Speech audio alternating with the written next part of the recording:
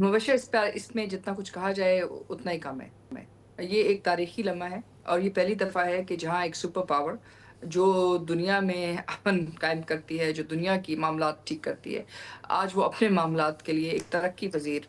मुल्क के पास बैठी है जिसके ऊपर हर तरह से जो है उनके दुश्मनों ने ये कहा था कि ये एक फेल्ड रियासत है, ये एक ऐसी रियासत है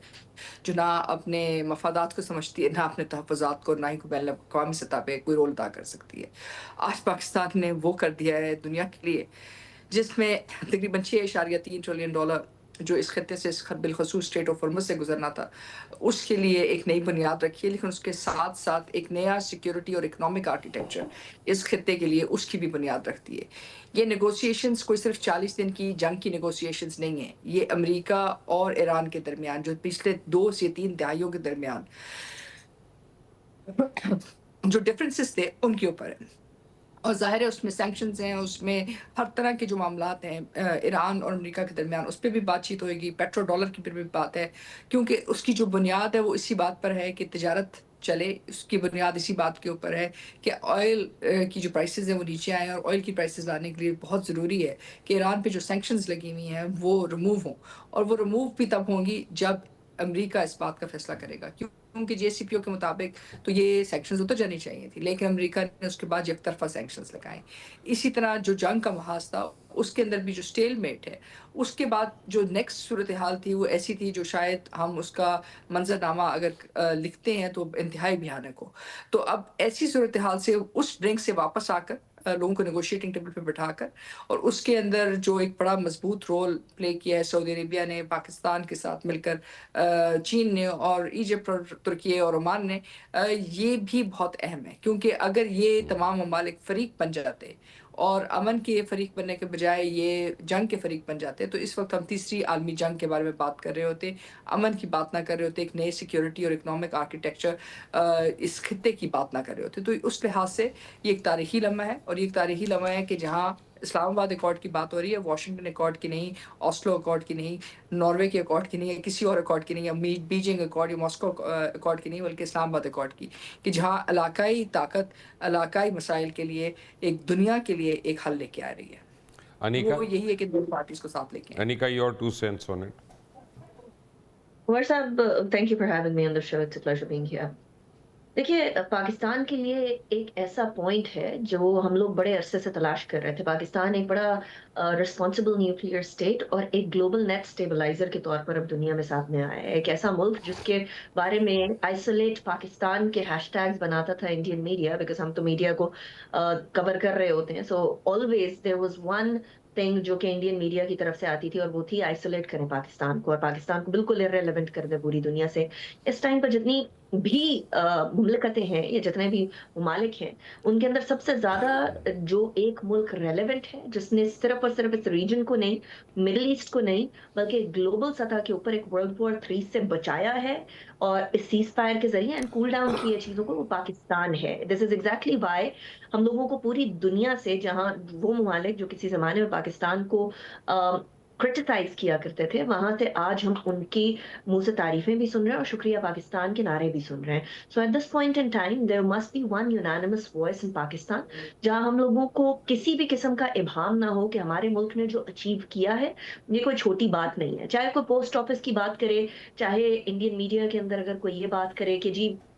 पाकिस्तान का कोई आज सच कोई किरदार नहीं है। एस जयशंकर की आपने स्टेटमेंट की बात की, very very undiplomatic, non political, very impolite statement. उन तमाम चीजों को देखते हुए भी हम लोग अपना काम करते रहे। This is the biggest achievement कि पाकिस्तान ने किसी भी चीज के ऊपर किसी भी क्रिटिसिज्म पे कान नहीं धरा और यही जिम्मेदार मुल्क करते हैं। जो जिम्मेदार मुल्क होते हैं वो अपने काम और दुनिया की भलाई और रीजन की भलाई के बारे में सोचते हैं, इंस्टेड ऑफ ये कि वो क्रिटिसिज्म की बेसिस के ऊपर अपने काम को रोकते हैं। ये काम बड़ा मुश्किल है, इसके लिए थिक स्किन भी ग्रो करनी पड़ेगी, चाहे हमारी अपनी कुछ सेगमेंट्स ऑफ सोसाइटी हों जो कि क्रिटिसाइज कर रहे हों, चाहे कोई बिलीव करे या ना करे, चाहे इजराइल स्पॉइलर का किरदार अदा ठीक है। करने की कोशिश करे, चाहे इंडिया अफगानिस्तान के जरिए दहशतगर्द भेजे। We have to ignore that and focus on what's happening in Islamabad. मुर्जा अली शाह, मुर्शिद साहब, ये जो अभी जो इवेंट्स इस्लामाबाद में अनफोल्ड हो रहे हैं इस्लामाबाद टॉक्स के जरिए, ये अनथिंकेबल है। शायद ये पाकिस्तान की हिस्ट्री में तो डेफिनेटली ऐसा कभी नहीं हुआ, ना ही अमेरिका की हिस्ट्री में हुआ है। اور नए मिडिल ईस्ट ने इस तरह के इवेंट्स देखे हैं कि जहां पाकिस्तान जैसा मुल्क जिसके अपने बहुत सारे मसले मसाले और इश्यूज हैं, और वो एक पूरा जब हमारी दुनिया के जो एक सुपर पावर है उसका प्रेसिडेंट कहता है कि मैं एक सिविलाइजेशन को खत्म करने जा रहा हूँ, probably he threaten a nuclear war, ये वर्ल्ड वॉर 2 के बाद ये एक तीसरा बड़ा उससे बड़ा जो सानिया होने जा रहा था। पाकिस्तान उस सानिया को जो प्रिवेंट पाकिस्तान ने किया है, पाकिस्तान ने न सिर्फ के जो रीजन है उसको जो एक इतने बड़ी एक कैटास्ट्रॉफी है उससे बचाया, बल्कि एक्चुअली अमेरिका को भी इससे प्रोटेक्ट किया। बिकॉज ये बहुत क्लियरली ये डेमोन्स्ट्रेट हो चुका है कि अमेरिका जो इस काम में नेतन्याहू ने जो इजरायली प्राइम मिनिस्टर उन्होंने अपना जो फंसाया अमेरिका को, अमेरिका ने भी विलफुली इसमें एंटर हुआ, कंप्लीटली फॉल्स असेसमेंट्स की बेस पे और झूठ के असेसमेंट की बेस पे। उनका ख्याल ये था कि ये शायद कोई 24 to 48 आवर्स में रजीम चेंज आ जाएगी, हम टेक ओवर कर लेंगे, जिस तरह से उन्होंने जो पिछले दिनों किया है। लेकिन उनकी सारी असेसमेंट्स वहाँ पे गलत साबित हुई, और वो उसका जो एग्जैक्ट जो डायरेक्ट उसका जो फॉल आउट था वो अब जो मेक अमेरिका ग्रेट अगेन की जो कॉन्स्टिट्यूएंसी है वहां पर शुरू हुआ। और वो जो इंटेलिजेंस रिपोर्ट्स है अमेरिका जो डोनाल्ड ट्रंप को वो भी मिलना शुरू हुई कि उनकी जो एक्सपेक्टेशंस है वो गलत थी। उन्होंने पुश किया अपनी इंटेलिजेंस कम्युनिटी को। आप देखिएगा अगले दिनों में वॉशिंगटन पोस्ट, न्यूयॉर्क टाइम्स पे लीक सामने आएंगे कि डोनाल्ड ट्रंप ने ये सारा कुछ जो इंटेलिजेंस कम्युनिटी है उसके जो एडवाइस के अगेंस्ट किया। उन्होंने इसराइली जो इंटेलिजेंस इसराइली प्राइम मिनिस्टर है उनके कहने पे ये सारा कुछ किया। अब पाकिस्तान इसमें सामने आता है, पाकिस्तान ईरान जो कि एक मुस्लिम कंट्री है उसको बचाता है, जो मिडिल ईस्ट के कंट्री है जिनके ऊपर ईरान अटैक कर रहा है वहां पे पाकिस्तान ने उनके साथ भी बहुत क्लियरली पोजीशन ली। In the case of Saudi Arabia, UAE और कतर के जो ईरान है उसको ऐसा नहीं करना चाहिए। सो उन पाकिस्तान जो सेवियर बना है जो गल्फ कंट्रीज है उनका, ईरान का और अमेरिका के लिए भी पाकिस्तान ने एक उनमें एक जो सैनिटी है वो जो अमेरिकन एडमिनिस्ट्रेशन है उसको समझाई कि आप एक ऐसे काम में फंस गए इसराइल के कहने पर जिससे आपके जो आप विक्ट्री आपको कभी नहीं मिल रही। और इस वक्त जो डेलीगेशन खासतौर पर अमेरिका से जो पाकिस्तान इस वक्त ऑन द वे है, इतना बड़ा जो पावर डेलीगेशन है ये आज तक आपने जब से डोनाल्ड ट्रंप आया शायद इतना पावरफुल डेलीगेशन पिछले दिनों में सऊदी अरब गया था, बाद में बिलियंस की ट्रेड डील्स होनी थी और कतर गए थे। उसके अलावा इतने लेवल पे कि जैरेड कुशनर आ रहे हैं, जेडी वैंस आ रहे हैं,